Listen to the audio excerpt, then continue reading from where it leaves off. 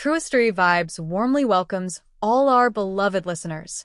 We're so glad to see you again in our familiar time slot. Today, Truistery Vibes brings you a brand new story, one that we hope will touch your heart and stay with you. As you listen, feel free to leave a comment sharing the quote or moment that left the deepest impression on you. Wishing you a wonderful and meaningful listening experience. Selene had always believed in building a life, not just living one. At 35, she was the kind of woman who didn't flinch at raw hands from scrubbing floors or sleepless nights spent sewing school play costumes for her daughter. Her love was practical, quiet, and relentless. Devotion wasn't just words, it was small sacrifices, invisible to most, but constant. For over a decade, she had stood beside Calder, her husband, through every hardship. When they were broke, she worked double shifts at a diner while Calder pursued his MBA. She sold her heirloom locket to buy him a used suit for his first corporate interview. She made it work, every time. When Calder landed a job as regional director at a medical device firm, Selene thought the struggle had finally paid off. Their life was about to change. And it did, just not how she imagined. At first, it was little things. Calder started working late. networking, he said. Then came the new suits, the gym membership, the cologne that lingered even when he claimed he'd been working overtime. His words turned sharper, especially in public. She remembered one dinner where he dismissed her opinion on a business merger, one he had explained to her the night before. "You wouldn't understand, babe," he said with a smile, turning the attention away from her like she wasn't there. Their bedroom turned cold. His affection faded. The phone that used to lie forgotten on the counter was now glued to his pocket. He started comparing her to women at the office. "They still make time for Pilates," he muttered once, eyeing her postpartum body while she stirred spaghetti sauce with one hand and rocked their toddler with the other. Selene didn't protest. She rationalized. Maybe he was tired. Maybe it was the pressure. Maybe it was temporary. Then one Wednesday morning, the truth arrived. She had just dropped Ivy, their 10-year-old daughter, at school when Oren's daycare called. Calder had forgotten to pick up their son. Again. Even though she had reminded him 3 times. She raced over, apologized, bundled the sleepy boy into the car, and drove home, only to see a sleek black Audi parked across the street. Inside, Calder sat in the driver's seat. Next to him was Astra. Selene recognized her instantly. Astra, polished, poised, Perfect. the ex who dumped Calder in college because he lacked ambition. Now she was back, and Calder? Apparently, he had ambition now. Selene didn't storm over. She parked. Watched. Absorbed. When Calder finally returned home hours later, whistling and freshly shaven, she was waiting at the kitchen table. "How long?" she asked. He didn't pretend. A year. Maybe more. Silence. Heavy enough to drown in. "I didn't mean for it to happen," he added. "It just did." She stared at him, numb. This was the man she'd starved with, built a life with, bore 2 children with. Her heart didn't break, it hardened. "So what now?" she asked quietly. "We should separate," he said, as if suggesting a new cable provider. "It's better for the kids. You and I, we're just too different now." Selene tilted her head. "I've changed," he shrugged. "You used to dream with me. Now, I don't know. You nag. You don't try anymore." Selene didn't cry. She laughed. Not loud, but deep and bitter. "I changed," she said, "because someone had to.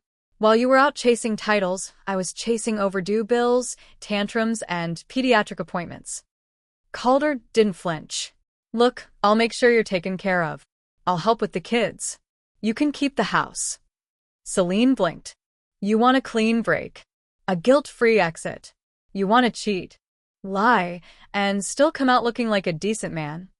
He exhaled, like she was being unreasonable. That night, Calder slept at his colleague's place. Days passed. Then weeks. He moved out without saying goodbye to the kids. Selene found receipts in his pockets from restaurants they could never afford. Jewelry not meant for her. Astra wasn't hiding anymore. She was flaunting it. Selene kept the house running. She made lunch, folded laundry, helped Ivy with homework while Oren drew rockets on the walls. She kept going.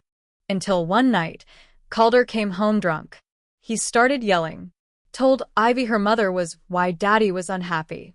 Called Selene a burden. A failure. Worthless. Ivy cried. Oren hid under the table. Selene said nothing. She packed his clothes. Left them on the porch. Changed the locks the next morning. He called her dramatic. Told his friends she was crazy. Claimed she poisoned the kids against him. But his mother, Mrs. Harlow, didn't buy it. I watched her, she told him. Watched her hold this family together while you chased something shinier. And now you have the nerve to play the victim? Calder never came back after that. Selene stared at herself in the mirror that night. Her eyes had dark circles. Her cheeks were hollow. But behind the exhaustion, something stirred. Something dangerous. Resolve. She wasn't going to beg. She wasn't going to break. The next morning, she made breakfast, tied Ivy's shoelaces, and dropped the kids off with a smile. Then she opened her laptop. Typed one line. Family attorney near me. It had begun. Selene had never stepped foot into a law office before. The place smelled like polished wood, citrus cleaner, and quiet judgment. The lawyer, Miss Penrose, was sharp-featured, in her 40s, and didn't blink when Selene fumbled with her purse or forgot to bring the proper documents. You want full custody? Penrose asked, pen hovering over a form. Selene hesitated. I want peace. And I want my children safe. Penrose gave a slight nod. That means yes. For weeks, Selene had pretended things were under control. But the truth was messier. Oren had begun wetting the bed again. Ivy asked each night if her dad was ever coming back. The house, once held together by quiet rituals, now vibrated with an emptiness so loud Selene could hardly sleep. Calder hadn't called. Not once. Not for birthdays, not to check on the kids, not even when Ivy got the flu and had to be hospitalized overnight. Astra had posted pictures. Selene had seen them. Smiling on a boat. Dancing at some corporate gala.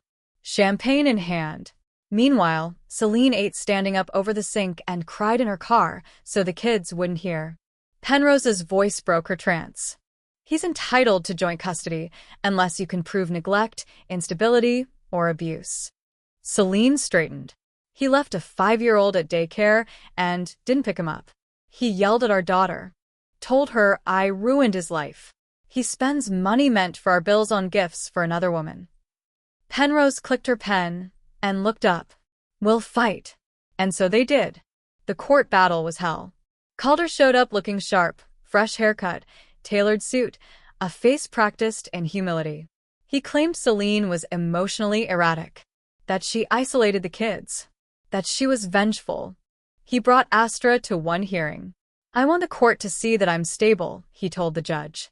That I've moved on, and I just want what's best for my children. Selene wanted to scream, but she didn't. She let Penrose handle the words. She showed up in pressed slacks and a blouse she hadn't worn since Ivy was born. She spoke clearly. She didn't cry, but inside, she was breaking. Nights blurred. She forgot to eat. The kitchen was a battlefield of unpaid bills and half-done science projects. Her hands shook constantly. Once, she fell asleep at a stoplight. Ivy's scream jolted her awake. Mom. The light's green. That night, she curled into herself on the floor of her closet and didn't get up for 2 hours. She was unraveling. That's when Nora stepped in, her childhood best friend, now a successful realtor who never judged, only acted. You need to breathe, Nora said. Just once. Just one inhale that isn't held together by coffee and panic. Nora took the kids for the weekend. Booked Selene a night at a wellness spa with nothing but green tea and a massage therapist named Brent. Selene cried when she first entered the room. Not because it was beautiful, but because she couldn't remember the last time someone had done something for her. That night, she slept. A full 8 hours. When she woke, she realized the weight in her chest hadn't disappeared, but it had shifted. It no longer threatened to crush her. When she got home, The kids were laughing with Nora's husband in the backyard, playing kickball. Oren was filthy. Ivy's ponytail was crooked. It was the most beautiful thing she'd seen in months. For a moment, things felt steady again, until Calder showed up at 9 p.m. That evening, he looked different. Older, tired. His tie was loose. His eyes bloodshot. "I want to talk," he said, hands in his pockets. Selene stood in the doorway, arms crossed. "Make it quick." "I'm thinking, maybe we rushed into this," he mumbled. "Maybe we should try again. For the kids." Selene's laugh was sharp, involuntary. "You want to come back? After everything?" He shifted. "Astra's not who I thought she was. And you've changed. You've gotten stronger." Selene blinked. "You're mistaking strength for indifference. I don't want you back." Not now. "Not ever." "You're not even going to consider it?" "I considered it every night you didn't call. Every morning our son asked where you were. I begged the universe to send you back. But you didn't come. And now I don't want you." He called her bitter, cold, unforgiving. She didn't flinch. The next day, he filed for joint custody again. This time, with a different lawyer. A nastier one. They attacked her parenting, her finances, even questioned her mental health. Astra submitted a signed affidavit claiming Selene had violent tendencies. Selene brought out receipts, photos, emails. She had a statement from the daycare, a letter from Ivy's school counselor, even a note from her own doctor confirming the toll Calder's absence had taken on her health. Still, the court didn't care about broken hearts. Only facts. And facts were cold. Weeks dragged into months. Calder demanded visitation rights. Weekends. Holidays. Even tried to pick the kids up without notice. Selene put her foot down. One night, after she refused him entry without a scheduled agreement, he screamed at her in the driveway. Neighbors peeked from behind curtains. Oren cried in the living room. Selene called the police. When the officers arrived, Calder's tone changed instantly. "Come." Rational. "Just a misunderstanding." "Officers." Selene wanted to scream. Instead, she showed them the court papers. Restriction guidelines. Calder was asked to leave. He did, but not before muttering, "This isn't over." The next morning, Ivy came downstairs clutching a drawing she'd made. Her, Oren, Selene, and a figure labeled Dad, standing outside the picture frame. Selene put it on the fridge. Not because it was cute, but because it was true. Still, something shifted that week. Selene stopped surviving. She started fighting. She sold her wedding ring, used the money to pay Penrose for extra hours. She updated her resume and started freelancing online graphic design, something she'd dabbled in years ago. The money wasn't great, but it was hers.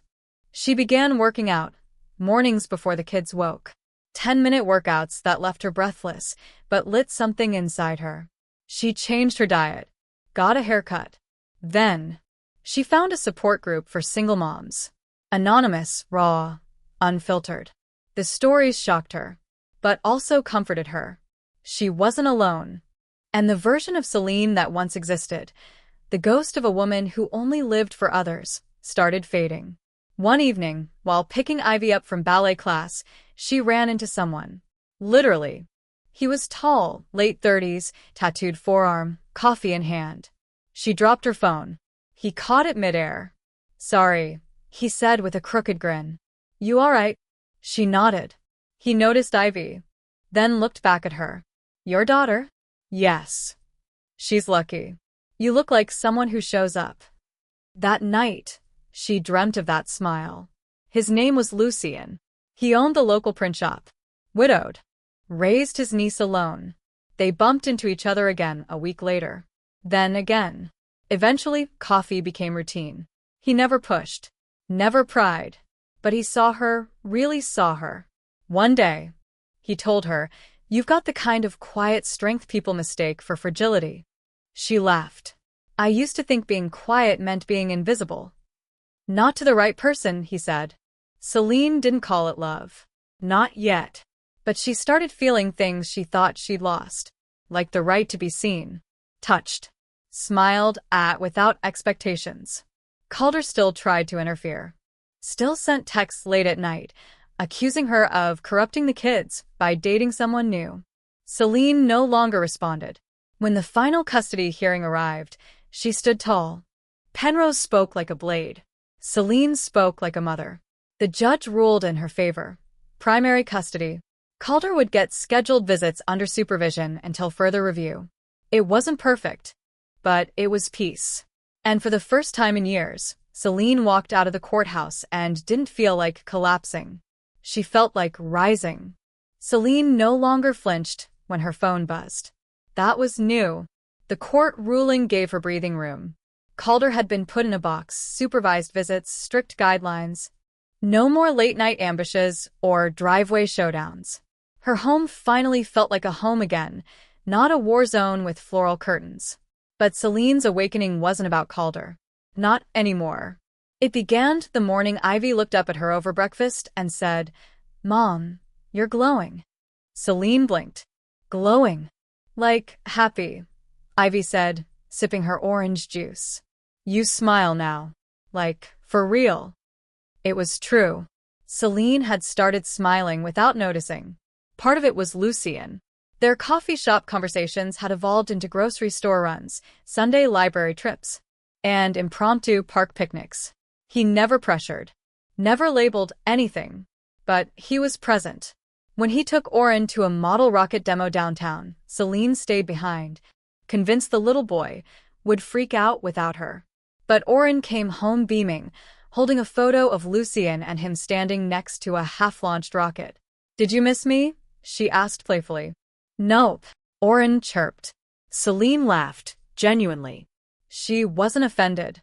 That same evening, she and Lucien stayed up on the porch, drinking tea as the summer breeze wrapped around them like a shared memory. Lucien reached for her hand. His palm was rough but warm. "You're not who you were when we met," he said. "I hope that's a good thing." "It is. But it's also amazing. Watching you rebuild. Brick by brick." She didn't say it, but in her head she thought, "I didn't rebuild. I rose. Like ash deciding to become fire again. But fire has a cost." Her newfound clarity brought uncomfortable truths into focus. She had friends who only called when they needed babysitters. A cousin who took Calder's side because he was doing well professionally. Even her former manager, who always smirked when she requested days off for her kids, texted her out of the blue, asking if she wanted to come back and waitress again. Selene declined. Politely. Her boundaries were starting to form.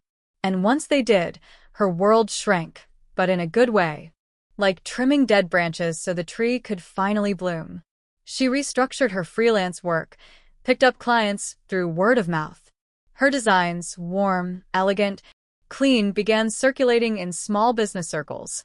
She created branding kits for bakeries, yoga studios, even a wedding planner. For the first time in years, she had savings. Not a lot, but enough to fix the broken oven without panic. She also did something unthinkable. She took a weekend for herself. Ivy was at a sleepover. Oren was with her mother-in-law, who had quietly apologized one afternoon with tears in her eyes, saying, "I raised a son who didn't deserve you." Selene had driven 2 hours to the coast, checked into a boutique inn, and sat on a weathered deck overlooking the water. Alone. Without guilt. She didn't bring her laptop. She didn't call anyone. She watched the tide roll in and out, as if it were whispering, "You can rest now." That night, she wrote in a leather journal, "This is not a comeback. This is my becoming." But not everyone celebrated her evolution. Calder's mother, once her fiercest defender, grew distant. Perhaps it was guilt, or grief, or resentment. She stopped calling. Selene didn't chase. Then there was Astra. One afternoon, Selene received a message request on social media. "Hey. I know I'm the last person you want to hear from, but I just want you to know. I'm sorry." Selene stared at the message. She didn't reply. But she didn't delete it either. She wasn't angry anymore. Just done. Astra and Calder had imploded after the custody battle. Word spread quickly. Astra had maxed out his credit cards, quit her job, and disappeared with another man. Calder was left picking up the pieces, this time without anyone to blame. Lucien once asked if she regretted not taking Calder back when he showed up begging. No. She said without pause. Not even for the kids. Selene shook her head. They don't need someone who returns. They need someone who stays. The seasons changed. Summer gave way to fall. Ivy entered 6th grade and started wearing eyeliner she wasn't allowed to wear. Oren learned how to tie his shoes without help and declared it his superpower. Selene turned 36. Lucien made her a custom sketchbook with her initials embossed in gold. "Happy birthday, warrior," he said. She didn't cry.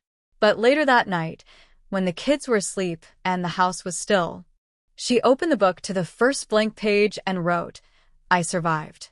But now I want to live." So she started doing just that. She went on a hike by herself, danced in the living room with her kids to old Britney songs, took a painting class on Tuesday nights and learned she hated still life but loved abstract. She kissed Lucien in the rain and didn't apologize for enjoying it like she was 17 again. But awakening isn't always gentle. It was in early December when Calder tried again. He arrived unannounced, cold air trailing in behind him, eyes darker than usual. "I'm in trouble," he said. Selene didn't respond. She folded a dish towel instead. "They're going to garnish my wages. I need a loan." Selene looked up. "I'm not a bank." "Selene, I gave you everything." "No," she said softly. "You gave me trauma. I turned it into strength. That's not the same." He begged. She refused. He threatened. She stood. Finally, he called her heartless. "You taught me how," she replied, and closed the door behind him. Later, Lucien said, "You were ice cold. I loved it." She smiled. "I wasn't cold. I was awake." In therapy, yes, she'd finally gone, Selene learned how to stop apologizing for surviving. Dr. Rhodes, her therapist, asked her once, "What's the first thing you'd do if you weren't afraid?" "I'd wear red lipstick," Selene had joked. "Then wear it," Dr. Rhodes said. So she did. Crimson. Bold. And she rocked it. In January, her story was featured in a small magazine, Women Who Rise. They called her the quiet architect of her own comeback. When she read the headline, Selene laughed. She wasn't quiet anymore. By spring, Ivy's school held a mother-daughter banquet. The theme was unbreakable. Each girl had to bring something that symbolized their mom's strength. Ivy brought a photo. It was Selene, kneeling on the floor in pajamas, paint-stained hands holding a Valentine's Day diorama she'd helped Ivy build until 1 a.m. "She never gives up," Ivy said into the mic, voice shaking. "Even when it's hard. Especially when it's hard." Selene cried. For once, not from pain. Afterward, Lucien found her near the coat rack. "She's right, you know," he whispered. "I used to think I was weak. You were surviving. That takes strength." Then, quietly, as if speaking a vow, "But now you're building something. And I want to build it with you." Selene didn't answer right away. She let the silence bloom, let it wrap around her like the sea breeze from that in so many months ago. Then she nodded. "Let's build." Selene thought she had weathered every storm Calder could bring. Until the letter arrived. It was a simple white envelope. No return address. Ivy brought it in with the other mail, tossing it onto the kitchen counter like it was nothing. Selene opened it while making lunch. Her hands trembled as she read the first few lines. "Petition for modification of custody and financial reallocation." She read it again. Calder was suing for full custody and demanding child support. Selene sat down slowly, a knife still in her hand, her sandwich half made. The letter fluttered to the floor like a fallen verdict. It didn't make sense. He hadn't seen the kids in over 5 months. The court-mandated visitation schedule sat untouched. He hadn't called, hadn't shown up for birthdays, hadn't even sent a card. Now he wanted everything back. She called Penrose. The tone in the lawyer's voice was tight. "He's claiming you're alienating the children, that you're obstructing their relationship with their father." Selene's chest tightened. That's not true. I know. But truth doesn't matter until it's proven. And he's bringing in witnesses this time. Who? Your former sister-in-law, a neighbor, and his therapist. Selene froze. Therapist? Apparently, he's been in counseling. He's claiming he's turned his life around and now wants to repair his bond with the children. Selene felt sick. The storm hadn't just returned. It had rebranded. This wasn't Calder the aggressor. This was Calder the victim, strategic, rehearsed, and weaponizing remorse. The court date was set 6 weeks out. That night, she told Lucian everything. I thought it was over, she whispered. Lucian pulled her close. That man doesn't want custody. He wants control. Don't forget that. She nodded. I won't. Not again. But old fear crept in. The weeks leading to the hearing were a blur of evidence gathering, witness prep, and memory dredging. Selene kept a calm face for the kids, but her insides were a war zone. Oren started having night terrors again. Ivy refused to talk about her father at all. Selene knew Calder's plan was working, not because he was winning, but because he was disrupting. Just like always. He didn't need full custody. He just needed to make her bleed. One Friday evening, she found Ivy sitting silently in the dark, clutching an old photo of her and Calder at the zoo. Are you going to take us away? Ivy asked. Selene knelt beside her. No one's taking you anywhere.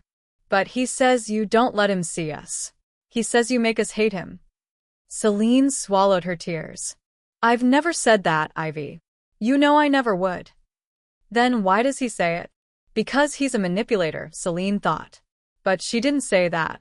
Instead, she said, sometimes people don't like to take responsibility, so they blame others.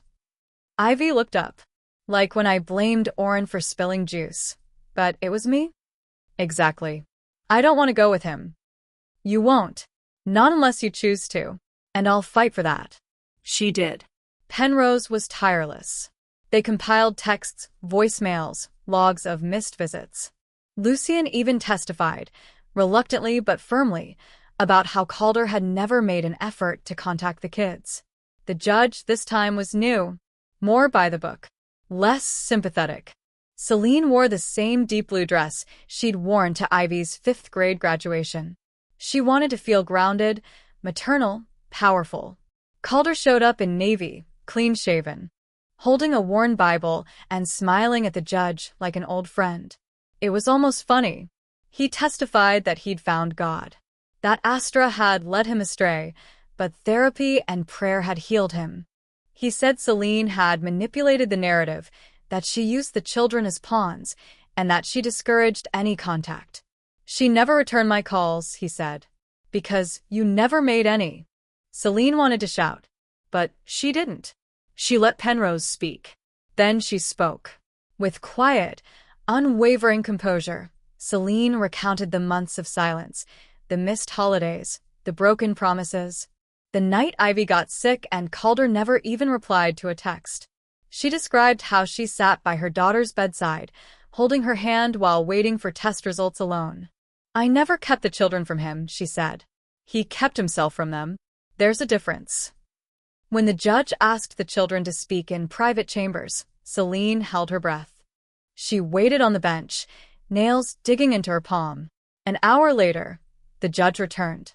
Her decision was swift. Custody arrangement will remain unchanged. No financial reassignment. Visitation to remain supervised. Selene exhaled so hard her vision blurred. It was over. Again. Or so she thought. Calder approached her in the hallway outside the courtroom. Lucian moved to step in, but Selene stopped him with a look. I've got this, she said. Calder stood stiffly. Congratulations. She nodded.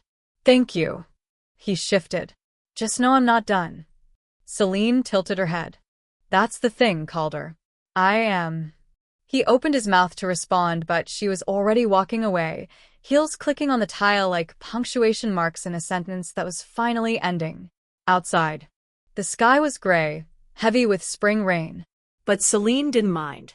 She welcomed the water now. It couldn't drown her. At home, Ivy hugged her tight. Oren handed her a drawing. Their house, their dog. Lucien and Selene. Calder wasn't in it. I made it for you, Oren said. I love it, Selene whispered. That night, she burned the letter from Calder in the fireplace. Ashes rose and disappeared. Just like the storm, Selene never thought peace would feel so quiet. Not boring, not empty, just quiet. After the storm faded, she found herself waking up without dread. No urgent emails from her lawyer. No court dates circled in red. No surprise visits. Just mornings. She drank her coffee slowly now. She took walks without checking over her shoulder. She breathed like her lungs belonged to her. Lucien noticed. You're lighter, he said one evening as they walked through the botanical garden with the kids. It's like your body remembers how to float again. Selene smiled. I didn't realize how heavy I was until I wasn't. Ivy and Oren were blooming too. Ivy joined the school newspaper, scribbling poetry in the margins of her math notes. Oren took an interest in cooking, proudly flipping pancakes on Saturday mornings and calling himself Chef O.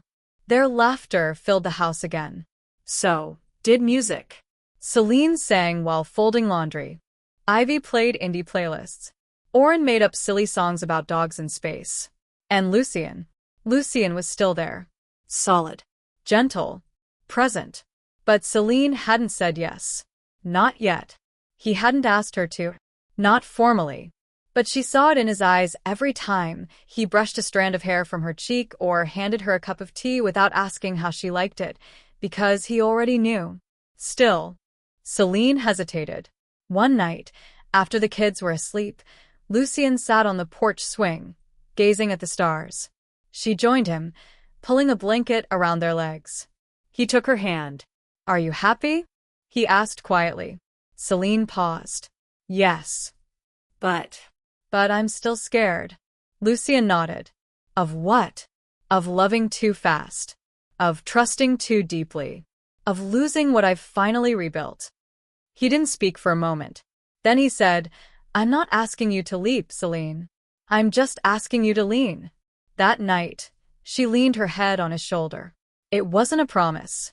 But it was the start of something softer. Selene began to do things for herself, not for survival, but for joy. She repainted the living room a warm honey shade and bought new curtains with tiny embroidered sunflowers. She finally signed up for that community art exhibit and submitted 3 pieces, abstracts that dripped with all the pain and beauty she'd carried. The night of the gallery opening, she wore a deep crimson dress and bold lipstick. People whispered. She didn't care. Her paintings sold. All 3. I told you, Lucien said. You're not just surviving anymore. You're thriving. Selene laughed. I think I'm blooming. Lucien kissed her temple. Exactly. One Sunday afternoon, she drove the kids out to visit her grandmother's old farm, now just a patch of overgrown grass and one lonely apple tree. It was the place she ran to as a girl when her parents would fight. Now. It was quiet. She laid a blanket on the ground, opened a picnic basket, and let the wind carry away old ghosts. Ivy leaned against her. Mom, yeah, baby, I'm proud of you. Selene blinked. Why? Because you didn't let the bad stuff turn you into a bad person. Oren chimed in. You turned into a supermom instead. Selene wrapped them both in her arms. She didn't cry. She didn't need to. Her heart did the weeping, quietly and with gratitude. That week, a letter arrived from her grandmother's attorney. The land, 12 acres of wild soil and memory, was officially Selene's now. She didn't know what to do with it at first. Sell it? Build? Ignore it? Lucien had an idea. What if you turn it into a retreat? He said. For women like you. A place to start over. Selene laughed. You think I'm Oprah now? No, he said. I think you're Selene. And that's more than enough. She thought about it, then thought some more. By the following spring, construction had begun. Not a retreat, at least not yet, but a modest art studio with space for weekend workshops. A greenhouse where she could teach Oren to grow basil. A writing cabin with wide windows for Ivy. She named the project the Bloom House. The name felt right. Selene created a small online journal chronicling the process. Her posts went viral. Women from across the country commented, "You give me hope. I'm leaving him next week. This gave me strength. My name's not Selene, but this feels like my story too." Selene didn't expect it, but her inbox flooded with messages, strangers asking for advice, for friendship, for guidance. She answered everyone she could. Lucien watched quietly, smiling. "You're becoming something big," he said. "I just want to be a light." "You already are." Months passed. Selene's studio opened. She hosted her first workshop, From Break to Bloom, Healing Through Art. 12 women came. 12 stories. 12 beginnings. They painted with their hands. They screamed into the fields. They cried and laughed and danced barefoot under the moonlight. One woman told Selene, "This saved me." Selene replied, "You saved yourself. I just built the porch." One evening, as golden light spilled through the kitchen window, Ivy sat at the counter, sketching something. Oren stirred a pot of sauce. Lucien was out back fixing the swing that had grown crooked. Selene watched them. This is what peace looks like, she thought. Not perfection. Just people trying. Loving. Growing. That night, she stepped onto the back porch. Lucien was watching the stars again. She sat beside him. No words, just breath. Then she reached into her pocket and pulled out a key. "What's this?" he asked. "The house," she said. "Yours too, if you want it." Lucien stared at her. "I know I've made you wait," Selene said. "But I wasn't ready to share my life until I loved living it again." He smiled. "I'd wait another lifetime for this." She slipped the key into his hand, then kissed him. Not like a first kiss. Not like a last, but like home. It was a Tuesday. Selene always remembered that. Just a normal, school-running, grocery planning, dinner chopping Tuesday. Until Ivy came home with fire in her eyes. They barely made it past the door before she exploded. "Did you really lie in court about Dad?" Selene blinked. "What?" Ivy's backpack hit the floor with a thud. "He called me today. He said you turned us against him, that he tried to see us, and you pushed him away." Selene's fingers tightened on the countertop. "He's manipulating you," she said softly. "No." "He told me the truth. He said you never let him come, that you made him look like a monster." "That you lit." The room spun. Selene stepped forward, trying to keep her voice calm. "Ivy, I would never lie to you." "But you lied to a judge?" "I told the truth. Your father just didn't like it. He said you're scared I'll leave you. That's why you've never let me decide for myself." Selene's heart broke, splintering with the familiar sting of betrayal, but this time, it wasn't Calder. It was Ivy. "I've let you have your feelings," Selene said, "even when they hurt." "Then let me see him." Silence. Selene's lips parted, but nothing came out. "You said it would be my choice when I was old enough," Ivy pushed. "You are," Selene whispered. "But that doesn't mean it won't destroy you." Ivy turned, tears brimming. "That's my decision." She stormed off. That night, Selene didn't sleep.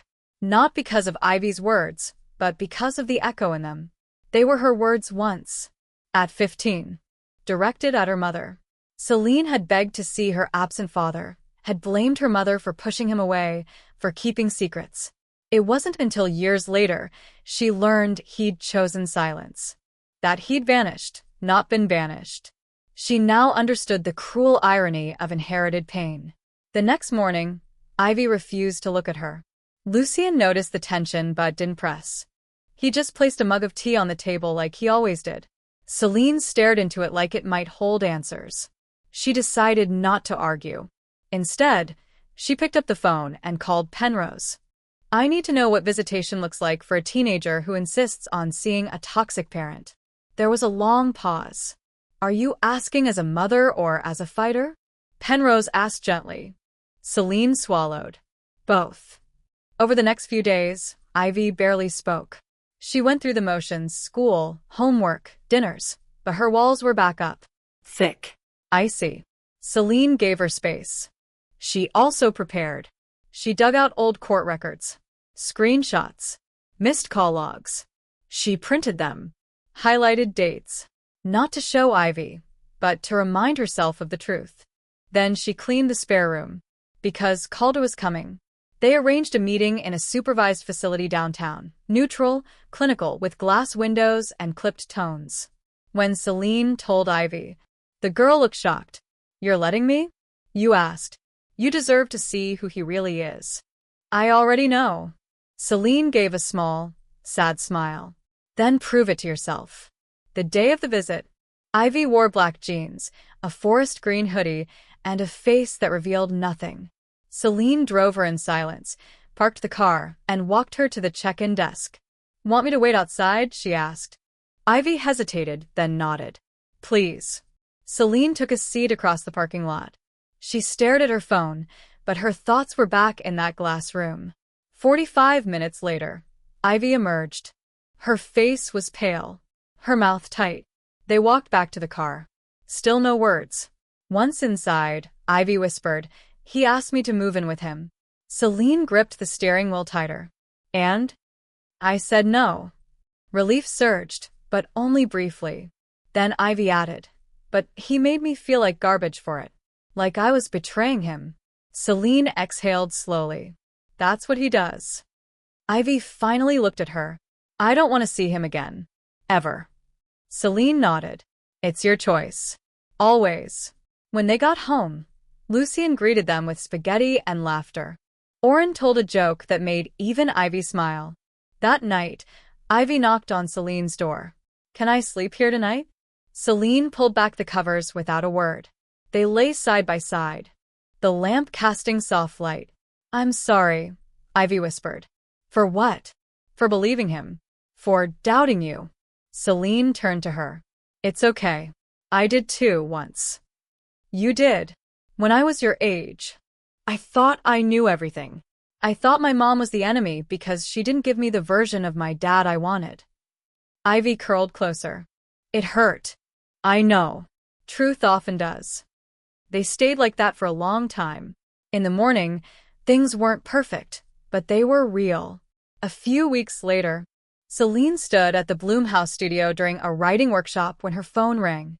It was Penrose. "I just wanted you to know," the lawyer said. Calder dropped the motion to appeal the custody terms.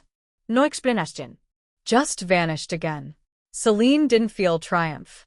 She felt confirmation. The next day, Ivy surprised her with a small painting. A tree with two halves. One side lush and green, the other dry and cracked. In the center, a girl holding a watering can. "It's me," Ivy said. Selene hugged her tight. The echo of the past hadn't broken them. It had clarified the present. And it made space, finally, for the future. The wedding invitation sat on the table for over a week before Selene picked it up again. Not her wedding. It was Haven's. Her childhood best friend, long-distance soul sister, and fellow survivor. Haven and her partner were getting married on the coast of Oregon, and the envelope had arrived with pressed lavender, handwritten ink, and love so tangible it almost stung. Selene stared at it now, tea in hand, heart oddly unsettled. "You should go," Lucien said, appearing behind her with that uncanny knack for knowing her thoughts before she voiced them. "I wasn't planning to," she replied. "Why?" "I haven't left the state since the divorce. Maybe it's time." Selene didn't answer.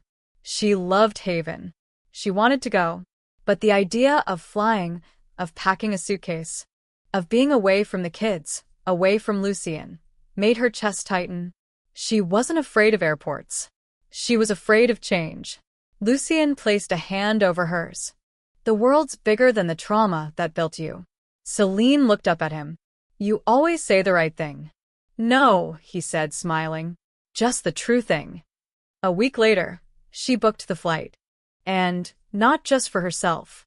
Ivy and Oren were coming too. They turned it into a summer road trip, Seattle to Portland, the coast to the cliffs, laughter and music, drive-through fries, and sticky fingers from melting soft serve. Selene wore sunglasses and confidence. She laughed without apology.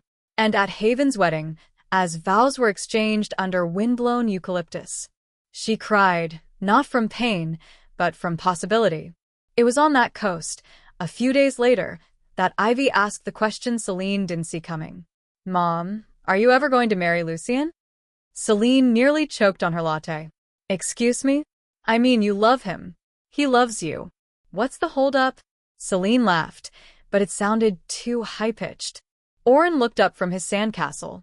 He'd be a good stepdad. Better than any of my friends' dads, actually. Selene blinked at both of them. When had they grown so wise?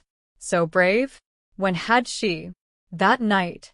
After the kids were asleep in their hotel beds, Selene sat on the balcony with Lucien. The ocean whispered. The stars were unusually bold. Ivy asked me today if I'd ever marry you, she said. Lucien chuckled. I guess that means I've passed the audition. She's not wrong, Selene said. Lucien didn't pressure her, didn't lean forward. He simply said, You don't owe me a yes, or a ring, or anything. I know, Selene said softly, but I think I owe myself something. He looked at her then, eyes the color of dusk. What? A life where I stop living like I'm waiting to be punished. Lucien's hand reached for hers. She let him hold it. Back home, things settled into rhythm again. The Bloom house expanded. More women came. Some stayed overnight. Selene hosted story circles and painting nights, and even planted a vegetable patch with Oren's help. Lucien continued to teach weekend fitness classes, which had become wildly popular with local moms. Ivy joked that he was basically a suburban heartthrob. Selene took it all in stride. Until the letter arrived. Not from Calder. Not from the courts. From a publisher. One of the women who'd attended the Bloom house had shared Selene's blog with her sister, a junior editor at an independent press. The email subject line was simple. Let's talk about your story. Selene stared at it for a long time. Then read it. Then read it again. They wanted a memoir. They wanted her. Not just the trauma, but the healing. The choice. Selene paced the living room for hours that night. Lucien stayed nearby, reading but not interfering. Eventually, she looked up and said, What if I fail? Lucien smiled gently. Then you'll fail having done something that mattered. It took her 2 months to outline the manuscript, 4 to write it. In the meantime, life didn't slow down. Oren broke his arm skateboarding. Ivy got accepted into a summer writing program. Selene's studio had a leaky roof, and Lucien's car started making suspicious noises. Through it all, Selene kept writing. And one night, after everyone was asleep, she wrote the last sentence. I wasn't saved. I chose. She sat back and exhaled. It felt final. It felt free. The manuscript was accepted.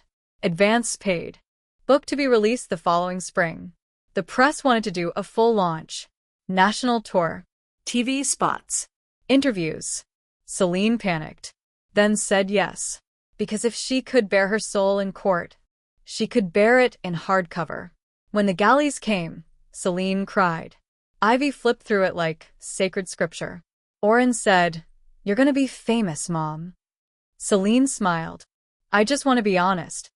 Months passed. The release grew closer. Lucien suggested they host a celebration dinner. Nothing fancy. Just friends, family, and wine. Selene agreed. But the morning of the dinner, she found an old photo in a drawer. It was from her first wedding. She barely recognized herself. The girl in white looked terrified. Like she knew, even then, that the smile she wore wasn't real. Selene stared at that photo for a long time. Then she burned it. That night, after guests had gone and dishes were stacked, Selene pulled Lucien aside. They stood in the backyard beneath fairy lights. The swing he'd fixed creaked in the wind. I want to ask you something, she said. Lucien tilted his head. Okay. Selene took a deep breath. Would you marry me? Lucien's eyes went wide. Are you serious? She nodded. But I don't want a wedding, she added. Not the kind I had before. No dresses. No centerpieces. Just vows. Real ones. Honest ones. Lucien's eyes shimmered. Selene. Yes. He kissed her hand. Yes. 1,000 times yes. They married 2 weeks later under the apple tree at her grandmother's land. Ivy read a poem. Oren wore suspenders and handed out homemade cookies. Selene wore a sundress. Lucien wore a linen shirt and the smile of a man who knew exactly what he was getting into, and chose it anyway.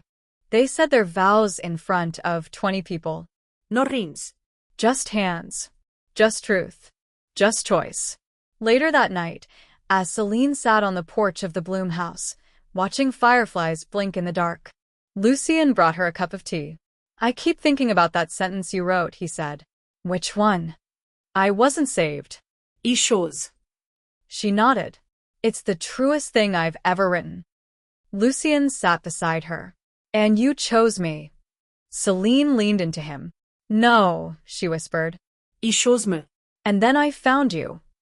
They sat in silence, the kind that comes only after long storms. Selene looked up at the sky, not searching for signs, just breathing in the miracle of her own becoming. She was no longer just a survivor, no longer a woman defined by heartbreak. She was Selene, mother, artist, author, wife on her own terms, and most of all, someone who had finally, irrevocably, beautifully chosen. And that brings us to the end of today's story on Truistory Vibes. Don't forget to leave a comment with a quote or moment that touched you the most. Your words give our team the motivation to keep creating more heartfelt stories. Thank you for listening, and we'll see you again soon.